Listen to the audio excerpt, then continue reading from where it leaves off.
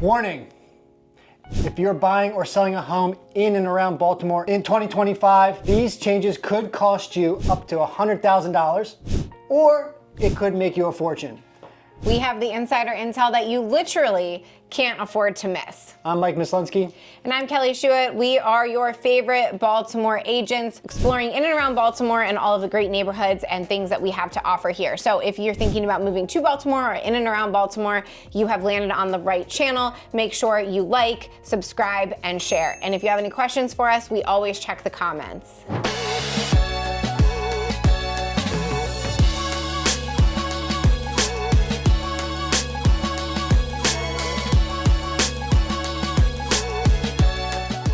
Today we're going to go over the 5 shocking things that are coming as changes to the Baltimore area in 2025. If you follow us for any extended period of time, you know that we are both very data driven. We love looking at the numbers, following the trends, and making recommendations to you based off of that. And today we're going to dive into 5 things that are drastically going to flip the 2025 real estate market upside down here in Baltimore. Let's go.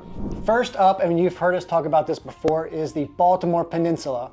And they're getting ready to start their phase 2 of construction. So what phase 2 is a $1.1 million mixed use space being built in and around down in the area. So you got office space, you have mixed use space, you have waterfront parks. Lots of changes are coming to that area to revitalize the entire thing. Now, they're not just doing the Baltimore Peninsula like we've talked about and we videoed, and you can check out the video here in our log, but they're also going to be developing the Cherry Hill area, which is like a little bit more southwest, and also Westport, which is directly west of the actual peninsula. So you're going to have a ton of homes going in and around those areas. And look, if you're able to get into maybe, let's just say Cherry Hill, the average price point is around $275,000, which is dramatically lower than the typical price point in and around the city, which is like right around $450 or so. So really what we're getting at is if you're looking for a place to invest your dollars and you want something that is truly up and coming in Baltimore, these are areas that we already know they're redeveloping. So if you can buy in early, you're going to be 15 to 20% under market value right now. And if you can sit on that, or if you can rent that out for a couple of years, the value will be there and it will follow.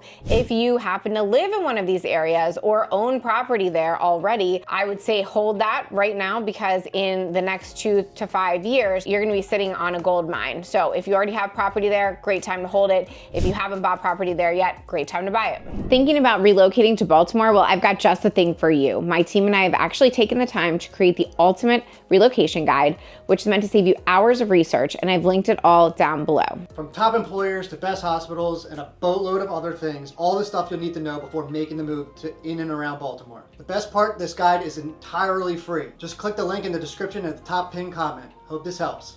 Next up is the Live Where You Work program, and this is an incentive that has been historically available to you in and around the city, where it's a grant that you're able to get up to $20,000 if you live where you work. We love this program, and if you're moving into the city and you qualify for this, your income can't be over a certain amount. But if you're in those qualifications and you live close to where you work, you can get $20,000 towards closing costs on this house, which means you could walk to the table with virtually no money, which is amazing. And now Baltimore County has joined forces and they're offering the same benefit. So this is really helping with our green initiatives here in Maryland and helping people lessen their commutes and really strengthen the communities that we live, work, and play in. So if you are interested in seeing if you qualify for these grants, or even finding out what grants are available in Baltimore, because there are a ton, we have an entire other segment about that. Make sure you check it out. Message us to see if you would personally qualify for this one. It's a great one.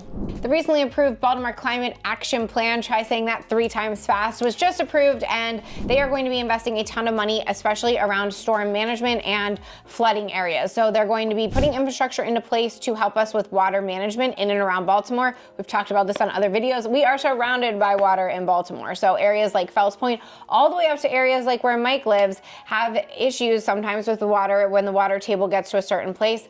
They have invested a ton of money into offsetting that, and this is going to positively impact all of these neighborhoods and also homeowners insurance. So if you own a home, great news for you. And if you're thinking about buying in the area, you might have even more options than before, because some some of these houses will no longer be in, you know, a questionable flood area. With all the differences that are coming, whether you're living from California or other parts of the United States, things are impacting us in the area of climate. So homeowners insurance have gone up dramatically. If there's any way that we can get these homeowners insurance policies down, it's a good thing for everybody.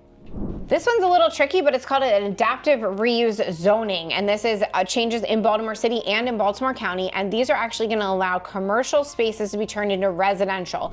Maryland realized that we have a lack of inventory when it comes to residential housing. So they've changed the rules and allowed some of these big warehouse and unused large, you know, shopping malls and things like that to be turned into mixed use or residential, which is going to open up some inventory without creating like an actual new construction play. These are going to have an urban feel. They're going to create a lot of options in terms of, you know, mixed use type living. So if you're looking for more of like an apartment condo style, those options are going to be popping up because of this new law that was just passed late last year. Hey guys, it's Kelly. I'm here with Mike as well. And as much as I love making these videos, there's one thing I love even more, and that's helping families and people from all across the country make a move here to Baltimore. I moved here about 20 years ago and I've never looked back. I love helping countless families make the move as well. So whether you're coming out next week, next month, or even next year, don't hesitate to reach out. My contact information is right here on the screen, and I've linked the description in case you missed the on-screen pop-up. Look forward to helping you and your family make the move to Baltimore. And finally, what might be the most important and certainly the most asked about and the most phone calls that we have individually received over the last week, we wanted to touch on the return to work policy that not only the government has been putting in place, but a lot of major corporations have been tapping into. Hey, it's time to return to the workplace. Living here in and around Baltimore, many people work for the government or for these large corporations, and they have moved further out of the city than they would feel comfortable commuting on a daily basis. So it's fine if you're going to the office once a week, twice a month. It's not fine when you're commuting an hour and a half, 5 days a week each direction. So these changes, depending on if people choose to keep their career path and keep the current job that they're in, are going to impact where people are able to live, which means they may be moving even if they're moving in and around the area. This should loosen up some inventory and kind of give people an option to shift into a different option. So look for more inventory to come on the market. It's not going to be flooding the market, but there are going to be enough people who are impacted on this that it's going to loosen things up a little bit. That is our crystal ball for you. So there you have it. Mike promised that we were going to show you ways that you could save at least $100,000 or possibly cost you even more. We've at least identified some areas that you could definitely cash in on in the near future, where you should definitely hold if you already own property, and ways to come to the closing table with $0. So follow us along for more residential updates and tips. If you're not already, I'm Kelly Schuett. And I'm Mike Mislinski. Be sure to hit that notification bell, subscribe below, and we'll see you in the next video.